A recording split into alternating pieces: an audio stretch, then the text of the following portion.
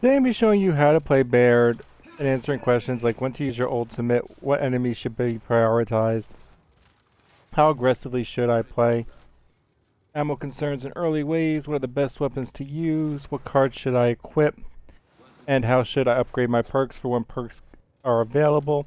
I'm going to show you a little trick you can do with all engineers, and that's when the Fabricator is in red, very close to a wall. This might be too close. Actually, it's too close. But you can see it's still in red right here. I can tap the repair tool, and eventually it will turn blue. You might have to tap the repair tool several times to get it, and if you tap it very quickly, then you will get it to the point where it's going to go back to red. So what you want to do is you want to tap it slowly. Start off with when to use your ultimate. Now you'll notice that I do have the bloody DR1 card on, but if you're a semi-max Baird and you already got your bleed cards at 3, 4, you might not want to call in your ultimate, as I don't call in my ultimate unless I absolutely need to, unless the base is getting overrun and we're pretty much fucked. I won't use my ultimate, because when I use my ultimate, I lose the bleed on my M-bar. And generally I like to use the M-bar torque bow, M-bar long shot are pretty much the weapon combos I'll run. And those are the weapons that I think are the best. Those are your best damage weapons.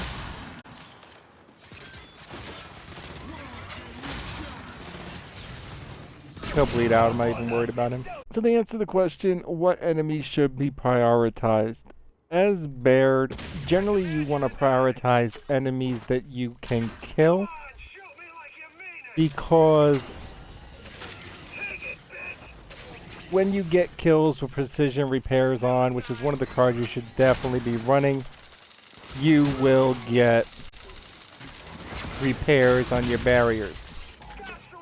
So shooting trackers as him and Amagos and Juvies is actually pretty good. Now you should be prioritizing enemies that you can kill for the most part. Now a good team, especially if you're playing on a harder level difficulty, if you got a coordinated team, once you got to like anywhere into the game where you got several barriers up, they will give you the last down. Like teams I play with, they'll be like, and I'll down for the engineer too, especially if the base is getting destroyed. Be like, yo Baird, you want this kill? Come take this kill. They'll down an enemy for Baird and let him go kill the last enemy. So fortifications like this barrier, if it was destroyed or damaged, it won't just repair it if it's destroyed, like in the yellow, then he can come get that precision kill and get the repair.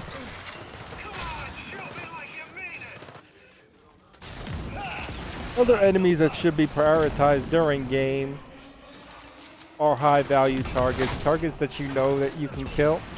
Like my bleed is pretty damn high, so I can go take out enemies left and right.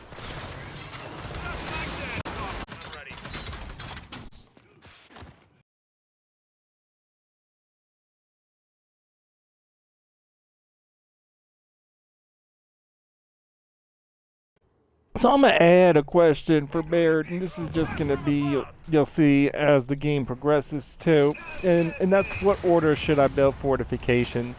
Now, in a Masters game or any game with power drain on as Baird, you probably want to go for a couple barriers over a weapons locker at the start. His weapon lockers with power drain on are very expensive, his upgrades are expensive.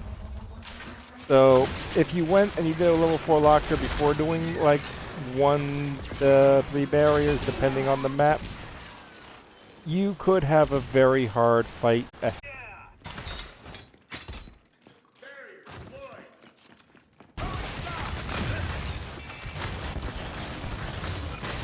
Shocks are another thing you should definitely have in your arsenal, as you can see right there. They do a lot of damage for Baird, especially once you're maxed out. Now you'll also see, I want to show you something, how it says plus 100 damage.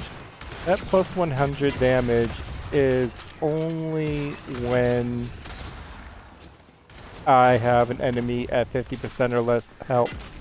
So otherwise, I'm not actually getting that bonus damage. You'll notice if you put the grenade tag card on too, it will say you have that bonus damage. No, you do not. You only have that bonus damage if you grenade tag somebody. So don't rely on that bonus damage. You don't actually have it.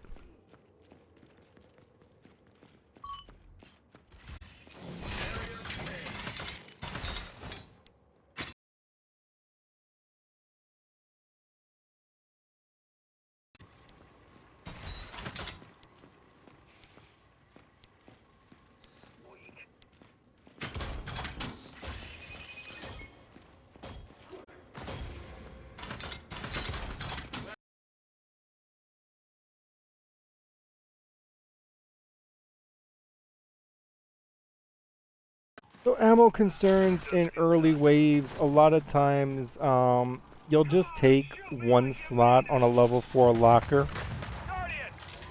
You're gonna actually rely on your team, especially if you're playing Masters. If you're playing like Insane or below, you probably can get away with a little bit less, but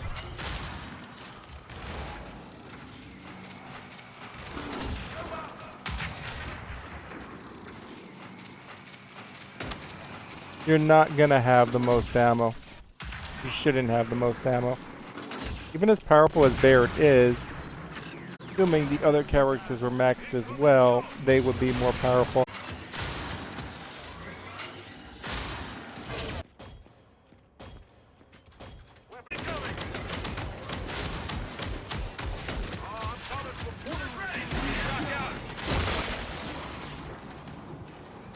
As I was saying, in an early wave, you can just take one slot on a weapons locker and swap weapons between another gun. Two other weapons that are actually very good for Baird are the tri-shot and the Davo. With the card, what is it? Experimental weapons. Once a enemy gets below 50% health, then he gets whatever that bonus damage is. So at level 6, with that bonus damage, he'll straight shred an enemy with less than 50% health.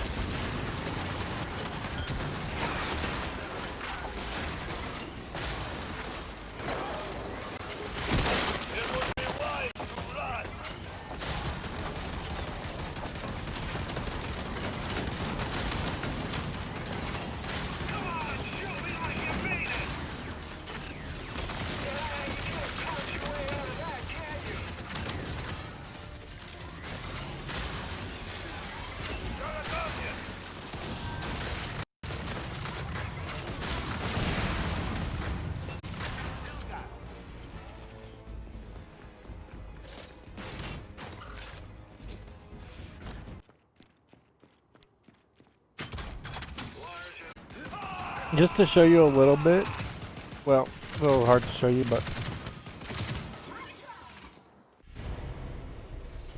I don't know if you caught those damage numbers. Shouldn't be getting, normally wouldn't get 750. I skipped over this in the video for Dell, but yes, you should repair power taps, especially when they're in positions that you can hold.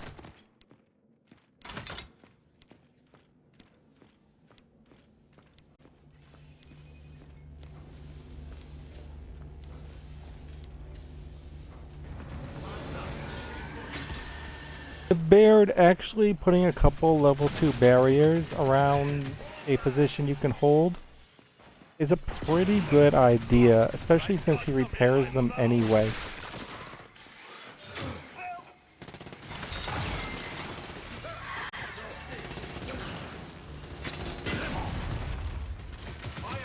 But that bonus health and money, especially after you get going, can be really nice.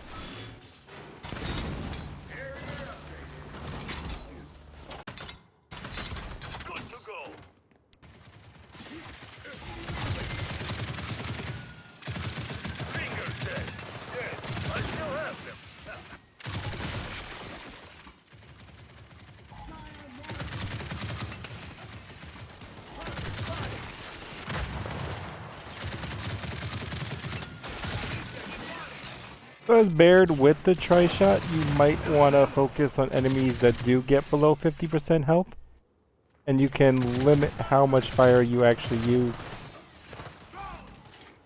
Like after somebody else shoots the enemy a little bit, you finish them off. Salvo works too, but I don't know. I found the tri-shot. I prefer the tri-shot, but you can very easily use the salvo too. Another great strategy when playing Horde, not just for the engineer in general, but since it does relate to power and building, I'm going to include it here. That's when you have like one enemy or two enemies left. Down them and take the power taps. Take all remaining power taps. You'll get bonus health and you'll get bonus money. Now this is more of a high-end difficulty strategy. Strategy for when you want extra money or more when you need extra money and health, especially to do it before boss waves. Great on wave 9s, wave 4s.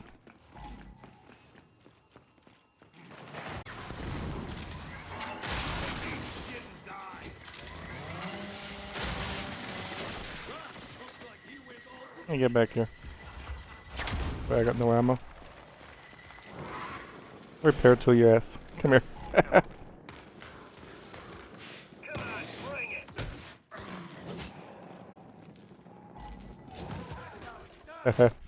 Another great accessory for Baird is the Decoy.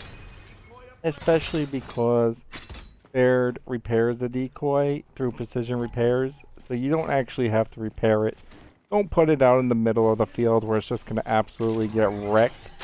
But a couple strategic decoys with a high level precision repair, even when I had my precision repair at like 4 or 5, I never repaired decoys.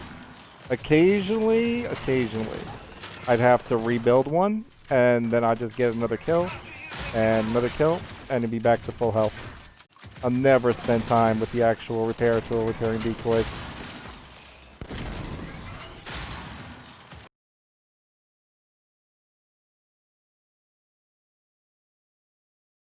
I just want to note on that note that if you are not sniping as Baird, you might as well just play Dell. Baird is the sniper engineer.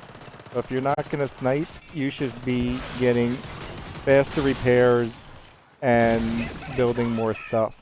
So do always repair before you upgrade.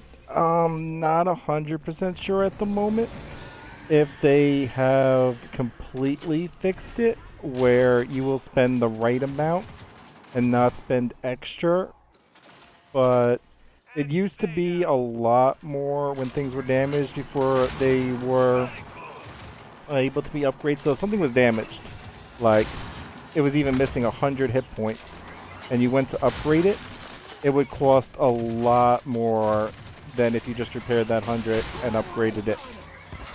I think it still costs a little bit more, but I'm not 100% sure. So to be on the safe side, unless you already are sure and do that test, just upgrade first. I mean repair first.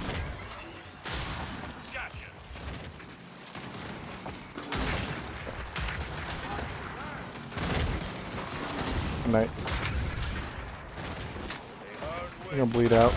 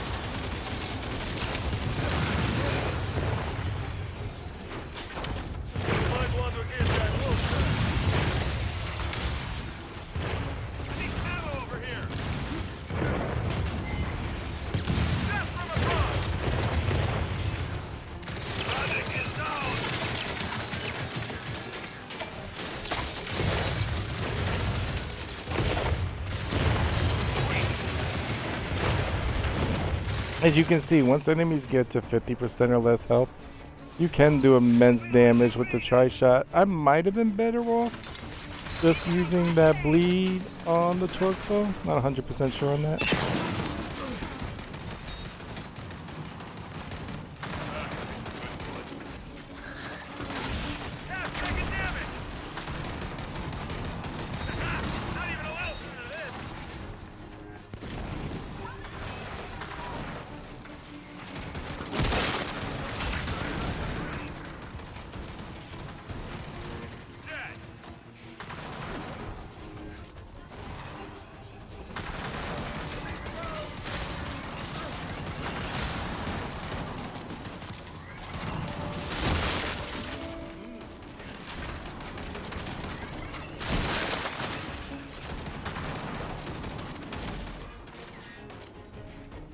Look, and let me rebuild it. There we go.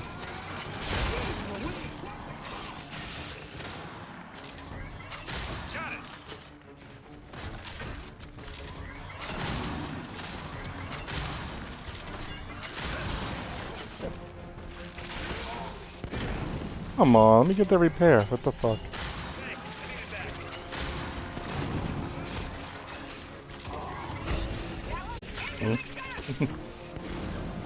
So that does actually work with Baird.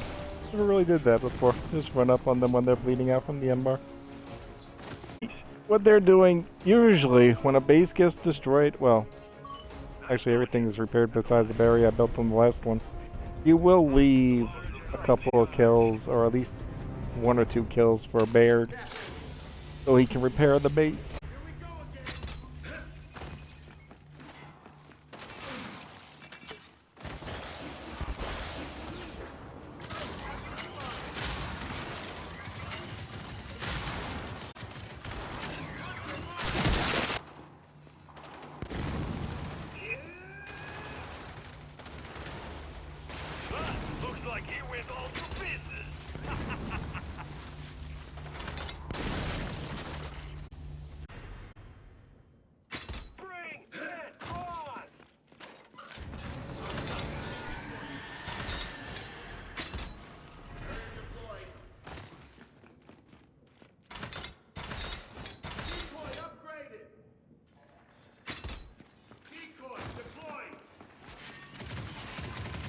So Baird actually can make some barriers level 3. Generally, he'll make a level 3 as a last defense, because that barrier is going to usually get repaired.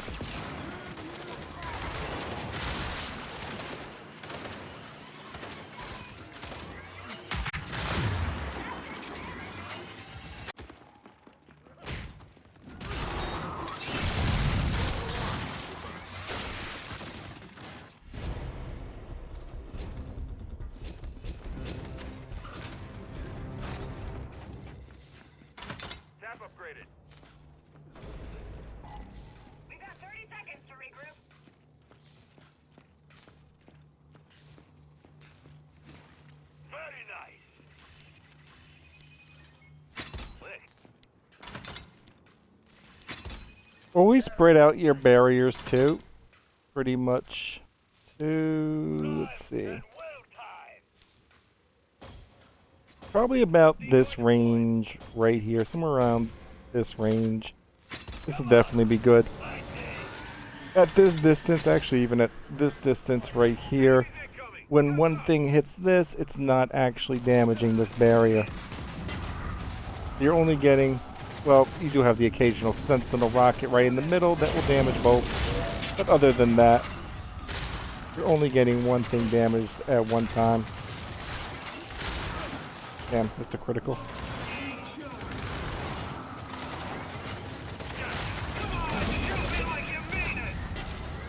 Oh, that was close. Good night.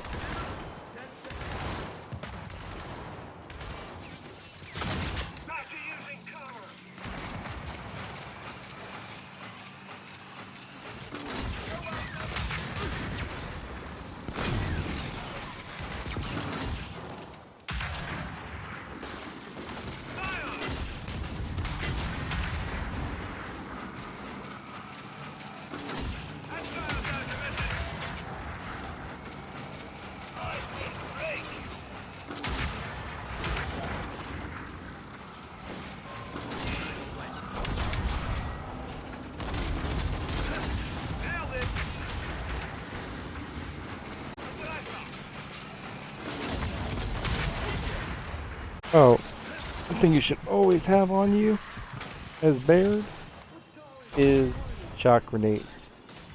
Try to only throw one in a given wave, that way you can get another one at the ammo box. But watch this thing destroy right here. Especially after it gets to 50% on them, just straight shreds.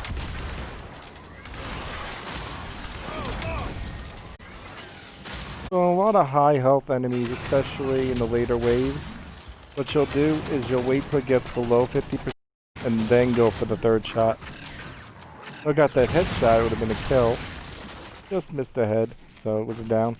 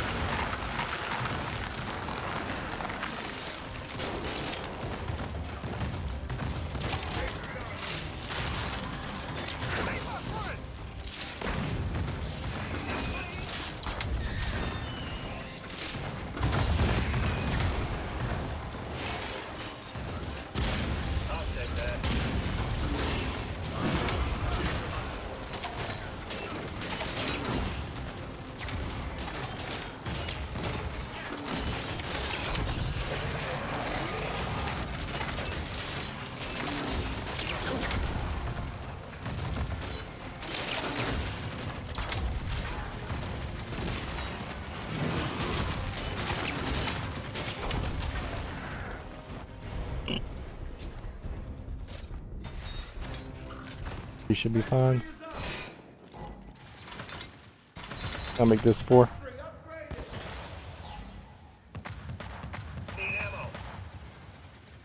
Always watch your lines, as you can see right here. This will cover the entire middle section right here.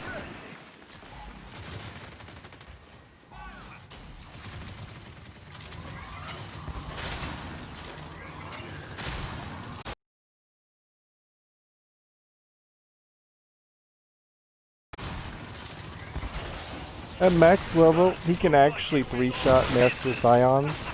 If you get 3 active M-bars, you put the first 2 active in the head. And if you wait just long enough for it to bleed out to 50%, and you take the next shot in the head, you can 3-shot a Master Scion.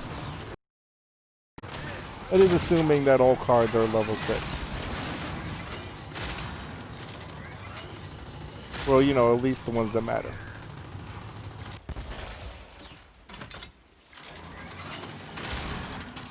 We would have to try a little harder for a Masters game, but...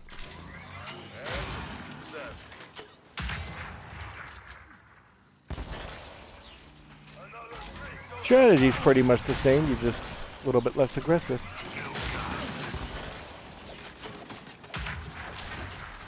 I still have all the same barriers out there.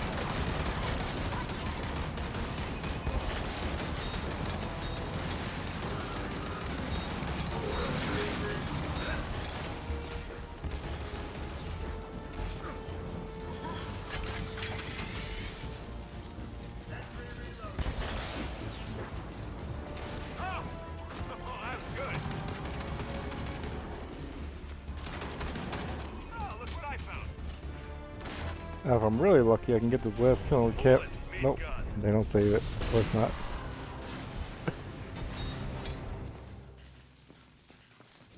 This is why you save the last kill for Baird.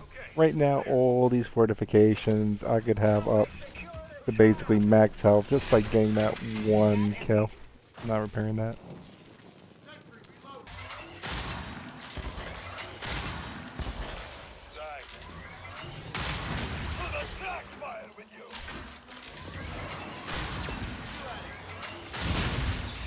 Especially in those 40s, there's no reason not to go after the easy enemy as Baird.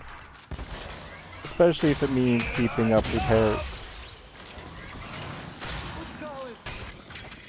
So you might think my sentry placement over here is a little bit odd. The reason I have them like this is because of player positioning. So they're basically just there to help wound guardians in case the guardians fly in or they manage to come this way. Either way they get shot. Because I've been able to repair everything all game long, all the barriers, simply by killing stuff, we have so much extra money that I can afford those 2 sentries. Basically just there to shoot a guardian if it comes and flies in the middle. I'm coming to you. Come on now. Come and die. So Baird is going to get perks for this game, and it's going to be ultimate cooldown, increased fortification health, increased fortification damage, and health up. The only perk I really see worth buying is health up after you get to like maybe 20 something or whatever, and you got extra money to burn, maybe put a little bit in, finish it off late game when you got money to burn instead of buying a couple extra sentries. Maybe to survive 1 sniper shot. This dude's gonna get down, no way. Holy shit. Almost made it out of that. Coming to you.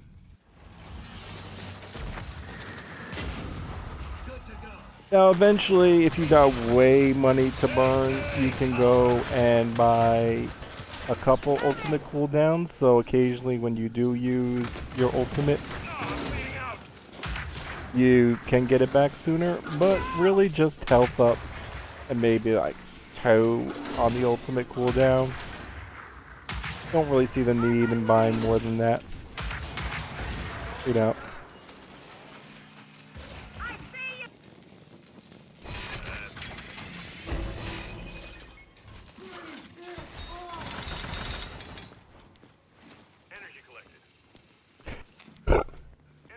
So really quickly, I'll show you the base that we ended up with for this game. I'm gonna throw a couple of decoys out.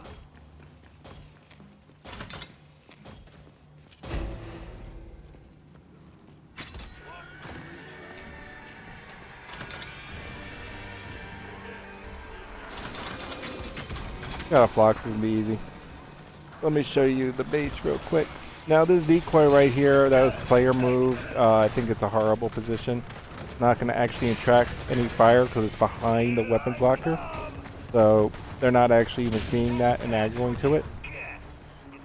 But right here we have them playing up in front. A lot of times you'll play right here too. All the taps, I have level 2 barriers around. I have these 2 sentries to shoot sentinels and guardians and blocks. Couple more up top this way. And actually just for this battle I can build 1 more.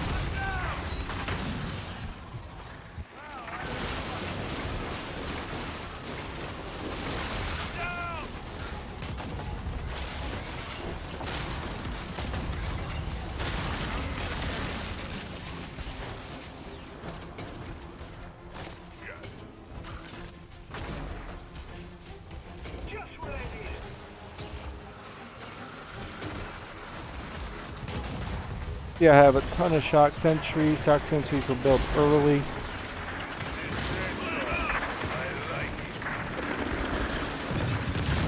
Baird doesn't have to repair much, as you can see all these barriers out there. I could have built a ton more barriers. I've also been a little lax on killing, focusing more on sentinels and guardians the last couple waves than everything else. Still, I've killed enough where I've repaired everything.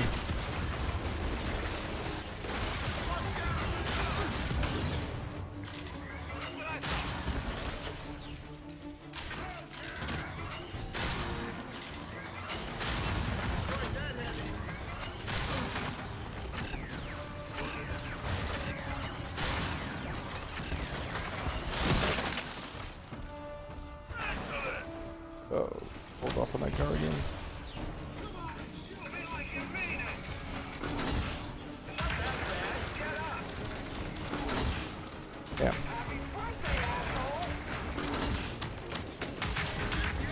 Usually, I've been doing very good on hitting all the shots in the Guardian through smoke. That was a horrible 2 misses.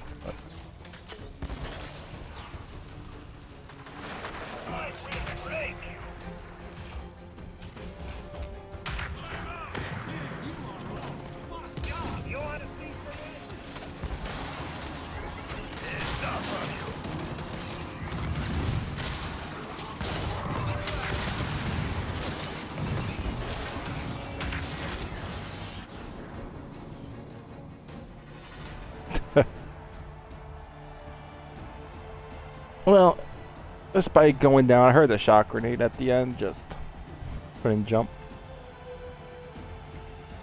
That's how you play Baird.